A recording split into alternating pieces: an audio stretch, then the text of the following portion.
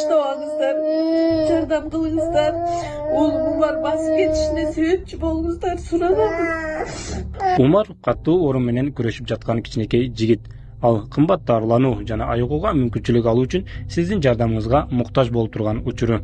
Сиз берген ар бир сом Умарды дени сак жана бактылуу жашоого жакындатат. Сооп иш кылуу менен бирге Умарга орну жеңүүгө жардам бериңиз. Ар бир берген сомуңуз үчүн Аллах ыраазы болсун.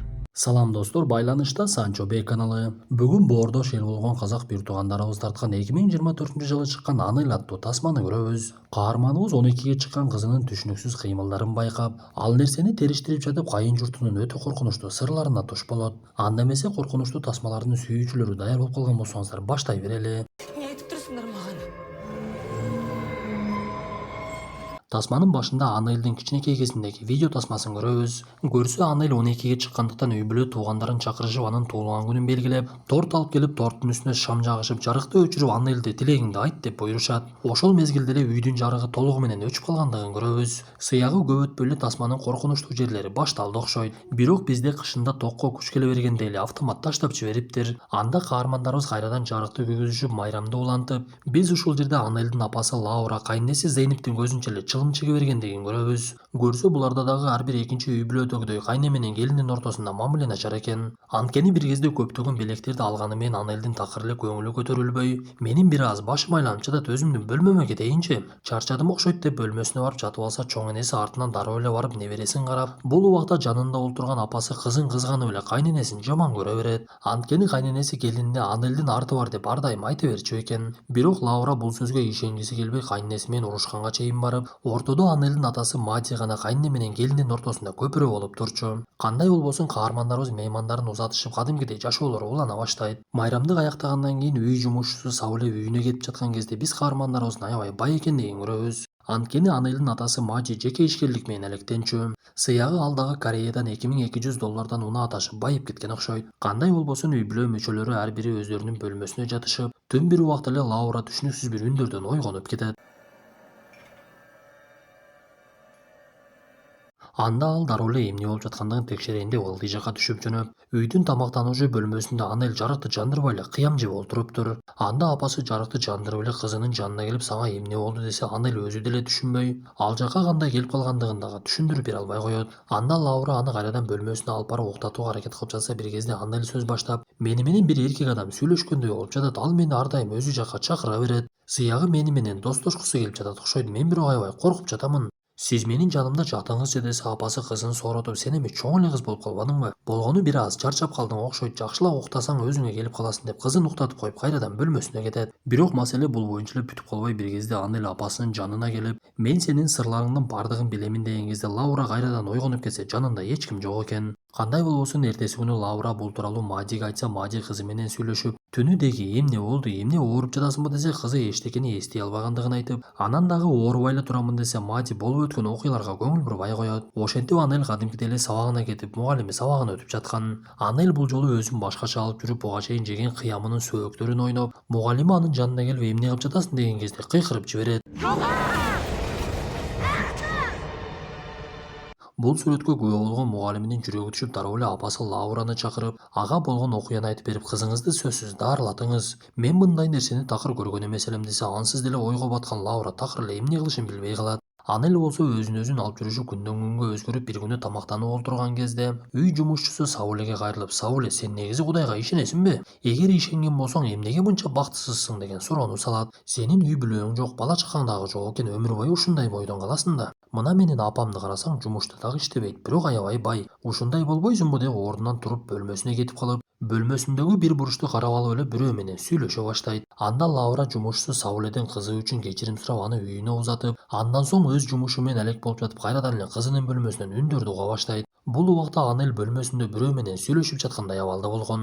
Бирок Лаура ал жакка жагындап бара жатса, Анел бир кезде өзүнүн бөлмөсүн өзү ачып, апа аңдыгандан уялбайсызбы деп эле кайрадан эшигин жаап салат. Кечинде Мади келип үй бүлө тамактанып отурган кезде Лаура Мадиге болгон окуяларды айтып берүүгө аракет кылып, бирок Анел ал нерселерди такыр мойнуна албай, мен эчтекени эстей албаймын. Мугалим сизге жөн эле калп айтып ар нерсени айтып койду окшойт. Саулеге болсо айткан нерсемдин бардыгы чындык да.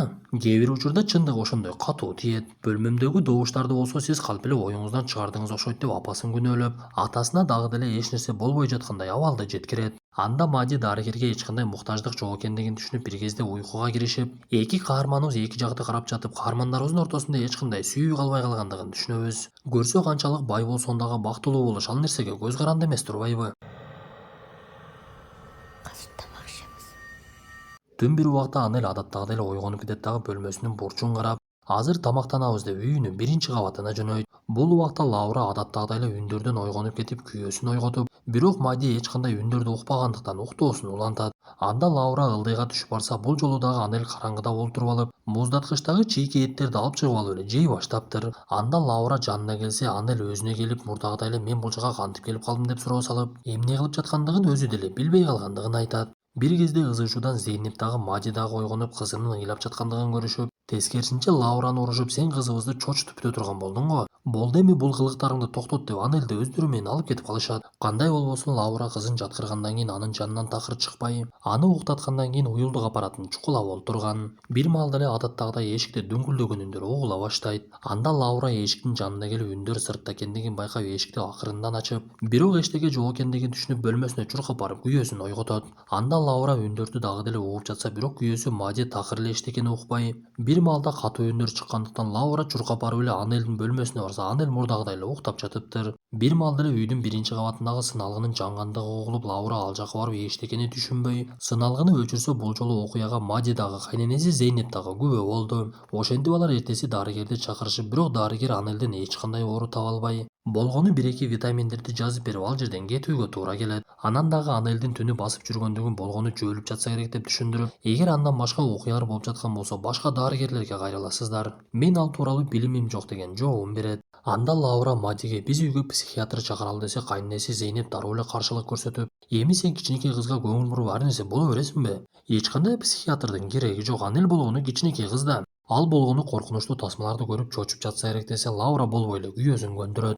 Кандай болбосун жашы уланып, Мади жумушуна кетип, үйдөгүлөр өздөрүнүн тиргелигин кылышып, бөлмөсүндө олтурган Анельге дагы буруштан үндөр чыгып, ал терезесин жаба баштайт. Бул убакта Лаура биринчи кабатта чылым чегип олтурган эле. Бир мезгилде ал Анельдин бөлмөсүнөн дагы үндөрдү угуп экинчи кабатка көтөрүлүп жөнөйт. Бир кезде ал эшикти ачып бөлмөгө кирип, өтө бир коркунучтуу сүрөттү көрөт. Көрсө бул болгону Лауранын түшү экен. Ал ойгонуп бардыгы жайында экендигин көрүп, бирок бул түштү жөндөн көрбөгөндүгүн түшүнүп, кандай болбосун Анельдин бөлмөсүндө бир нерсе бар экендигин сезе баштайт. Бирок ага күйөөсү дагы кайненеси дагы ишенбей жаткандыктан жумушчусу Саулеге кайрылып, Саулеге суроо салып, сен мага ишенесиңби десе, Сауле дагы мен дагы бул жерде бир нерсе бар экендигин байкаймын деген жообун берет. Анда Лаура дароо эле аны өзү менен алып жөнөп, сыналгыны жандырып, Анельдин кичинекей кезиндеги видео тасмаларын көрсөтүп, видео тасмада Анель кичинекей кезинде кайненеси анын кулагына бир нерсе шыбырагандыгын көрсөтөт. Бирок тасмада үнү такыр эле угулбаптыр.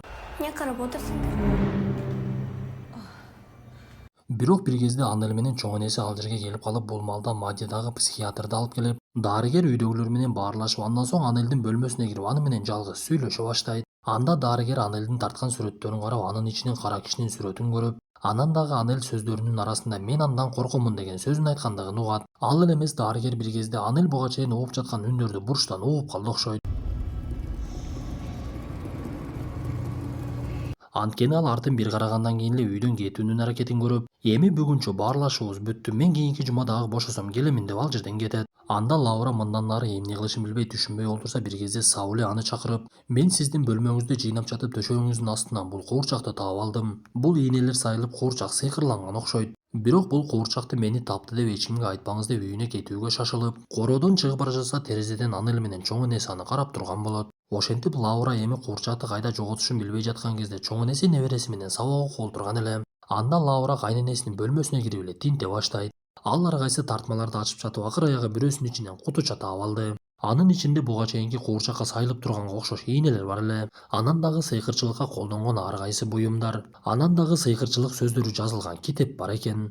Бир кезде Мади үйгө келип калып, каарманыбыз бөлмөдөн чыгып күйөөсү менен сүйлөшө баштап, ага куурчакты көрсөтүп, бул нерсенин бардыгына сенин апаң күнөөлүү. Апаң экөөбүз үйлөнгөн күндөн баштап эле мени жаман көрөт. Бул эмне кылганы деп жатса эле кайненеси менен аны эле ал жерге келип үчөө үч тараптан сүйлөшүп, Лауранын башы айланып эмне кылышын билбей жаткан кезде ойгонуп кетет. Ал ойгонуп кетип бөлмөсүндө кара түстө теке жүргөндүгүн көрүп бөлмөсүнөн чыгып эле кыйкырынып, үйдөгүлөрдүн бардыгын чакырып эле кыйкырып ызы чууга түшө баштайт. Анда Мади ал жерге жетип келсе бөлмөдө теке жүрөт деп Мади бөлмөнү текшере баштап, бирок ал жактан эч теке таппай Лаура дагы өзү кирип эч ким жок экендигин көрүп аң-таң болот. Ошол маалда үйдүн биринчи кабатынан дагы үндөр чыга баштады. Анда Лаура үйдүн биринчи кабатына түшсө жанагы куурчакты алып алып кайненеси дагы сыйкырлай баштаптыр. Бул нерсени Лаура күйөөсүнө көрсөтүп сенин апаң сыйкырчы десем такыр эле ишенбейсиң. Мына эми өзүң көргүнүң деп жатса өйдөдө кайрадан ызы чуу башталып, Лаура өйдөнү караса аны эле анын бөлмөсүнө чуркап кирип кетет. Анда апасы артынан барып кызын бөлмөсүнөн такыр эле таппай бир кезде жарык дагы өчүп калып, каарманыбыз уюлдук аппаратынын жарыгы менен кызын издей баштаган кезде анын артынан бир жандык пайда болот.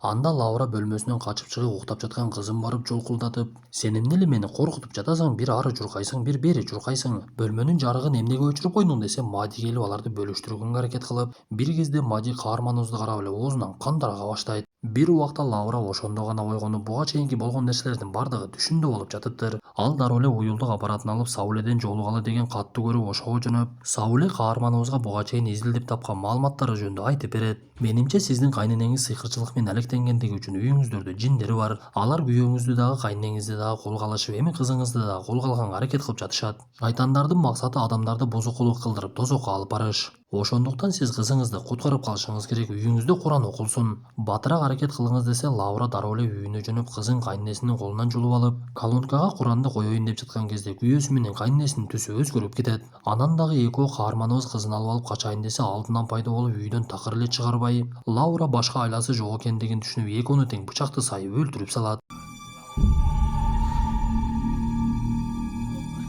Андан соң ал кызы Анелдин көзүнчө "Мен сени куткарууга аракет кылдым, кызым. Мындан башка жолу жок окшойт" деп эле кызынын ыйлап жатканына карап эле өзүн өзү бычак сайып алат. Биз ушул учурда чындыгында окуянын кандай болгондугун түшүнө баштайбыз. Көрсө тасманын башындагы Анелдин туулган күнү болуп жаткан мезгилде Лаура өтө көп ичип алып, Анелди дагы кайненесин дагы капа кылып жада калса конокторго дагы кыйкыра баштайт. Көрсө ошол мезгилде буга чейин эле ооруп келген Лауранын шизофрения оорусу күчөп кетиптир. Буга чейин ал Анель менен болуп жаткан окуянын бардыгын тескерисинче өзү жасап, ичинен өзүнүн оорусун актоо үчүн бул нерсенин бардыгы Анель менен болуп жатат деп, анан дагы өзүнүн кайненесине кылган жаман мамилесин тескерисинче ал мага жасап жатат деп ойлонуп жүргөн. Кандай болбосун окуядан кийин каарманыбыз ооруканага түшүп комада жатып калгандыктан, Анель анын жанына келип болгон окуялардын бардыгын айтып берип турчу. Бир кезде эле Лаура комадан чыгып көзүн ачкан кезде тасма аягына чыгып калат. Көрсө Лаура тескерисинче өзүнүн оорусунун айынан күйөөсүн дагы кайненесин дагы өлтүрүп салыптыр. Достор, ушуну менен бүгүнкү тасмабыз дагы аягына чыкты. Тасма жакса мыкты белгисин басып оюңуздарды сөзсүз калтыра кетиңиздер. Анда эмесе кийинки тасмадан жолугушканча ден соолукту жакшы карап, үйүбүздө ар дайым Куран аяттарын окуп, жамандыктан алыс жүрөлү.